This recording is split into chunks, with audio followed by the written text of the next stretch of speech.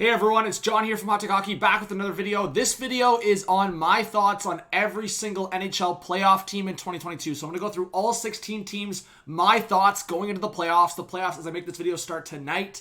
So I will give my quick thoughts on each team, rip through it, and you all give your thoughts in the comments as well. So if you're new, subscribe, like, do all that good stuff. I hope to see you in the streams and on the videos. So let's get right into it. Let's start with the Boston Bruins. I think the Bruins have this kind of mentality. Bergeron towards the end here. They already said goodbye to Chara, and they're towards the end, right? There's no more Tuukka Rask either. They've got Swayman and Allmark bouncing there. They do have the guys that will be kind of the next wave of the Bruins, right? And that kind of leads on that back end with Charlie McAvoy. Marchand still has a couple more years. Pastrnak still has quite a few years left.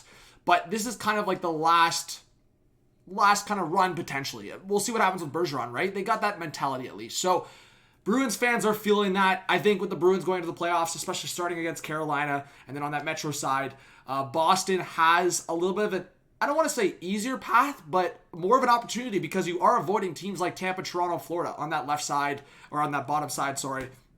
So we'll see what happens with the Boston Bruins, but I think their mentality is like, let's go all in for this last chance.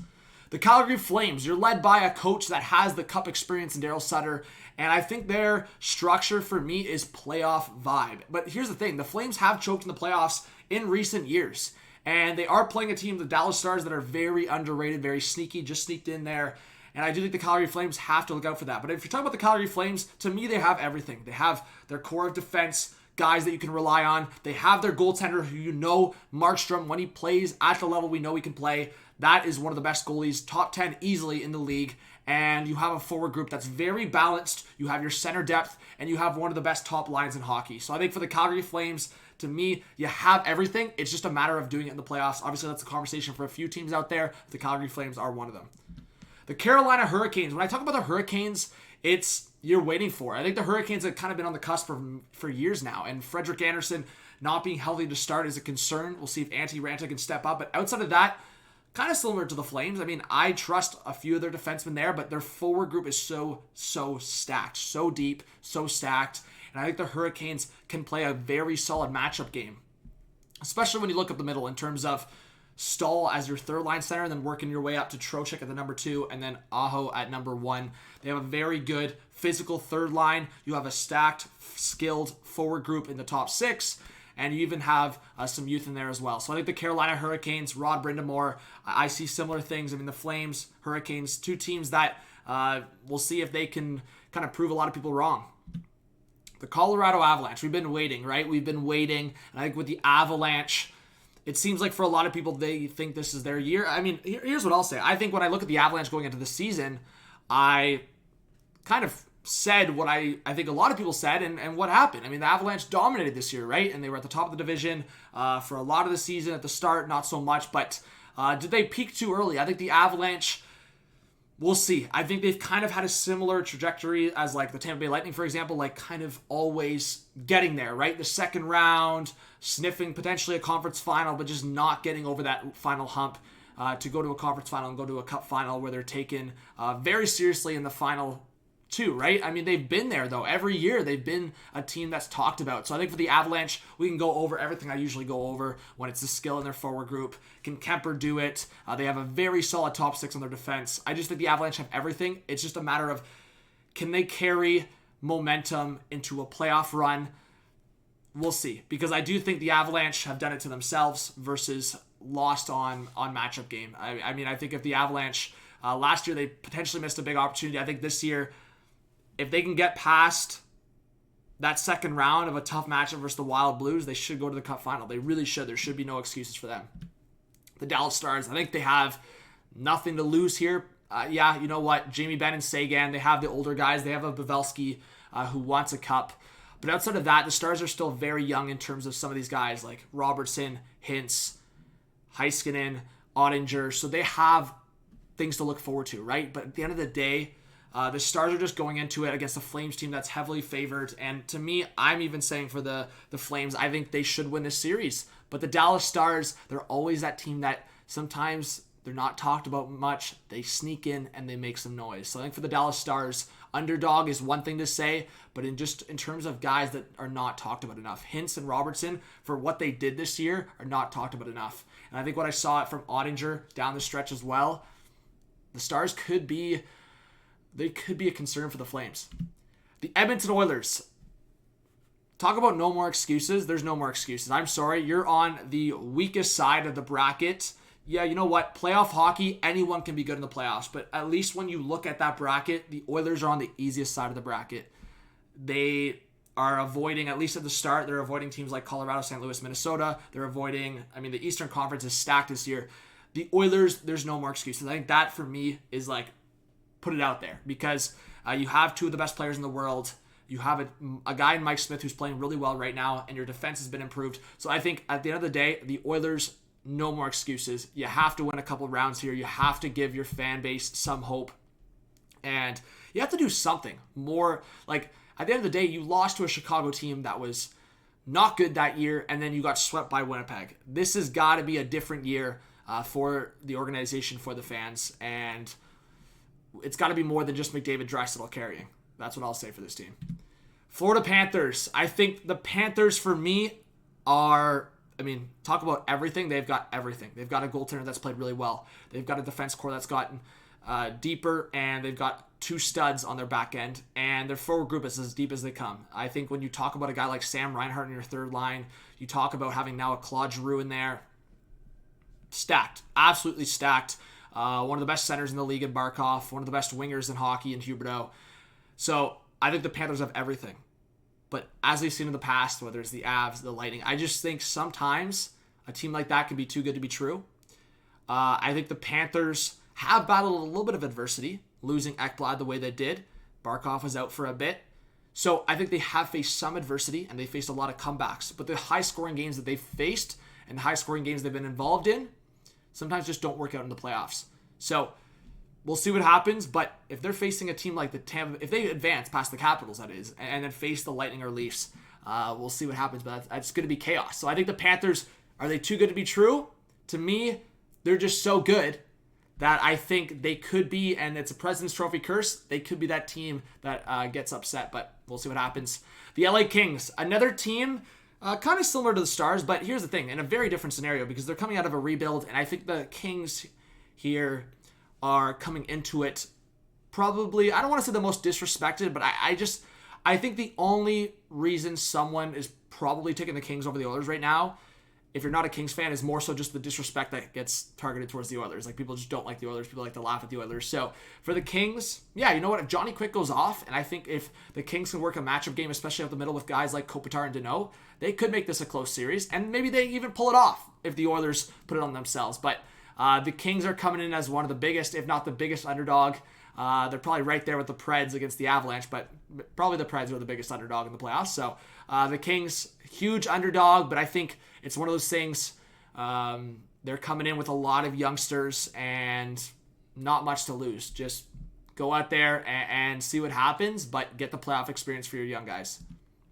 Minnesota Wild. I know Minnesota sports sometimes in the playoffs in terms of big moments, but the Wild, this is their window here. You got the Parise and Suter buyouts really hitting you after this year. And I think bringing in Marc-Andre Fleury, that experience, the depth they have. I love the third line, the physical third line they have of Eriksson, Foligno, and Greenway.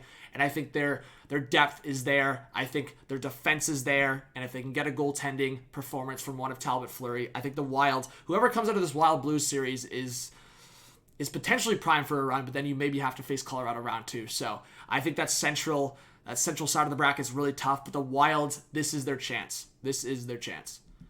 The Nashville Predators, as I said, probably the biggest underdog in these playoffs. I think for the Predators, you're talking about a team that is led by guys that have had superstar years. Philip Forsberg, Roman Josi.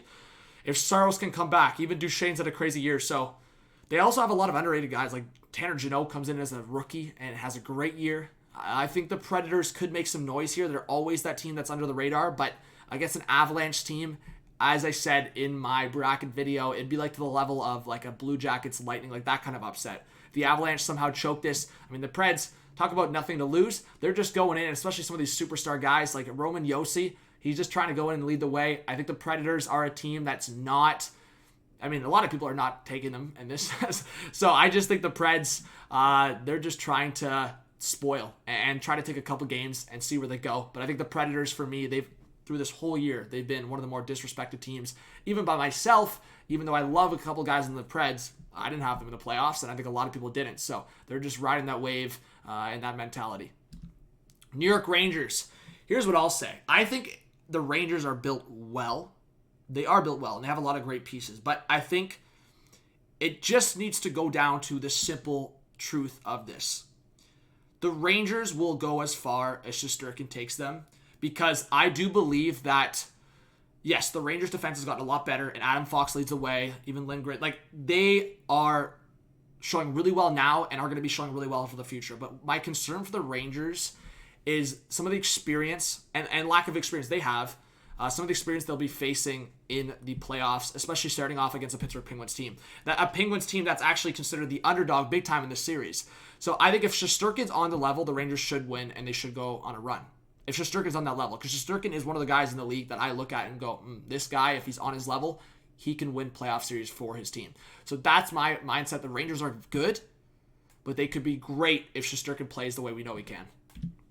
Pittsburgh Penguins, no Jarry to start. I think when you talk about this Pittsburgh Penguins team, and now potentially an underdog in this series, you bring in Raquel, you've got, I would say, a really good top six, but a couple of injuries, as I just said, Jarry and no Zucker as well. I do think the Penguins potentially have one more run in Crosby, but they also look at it as Malkin, Letang.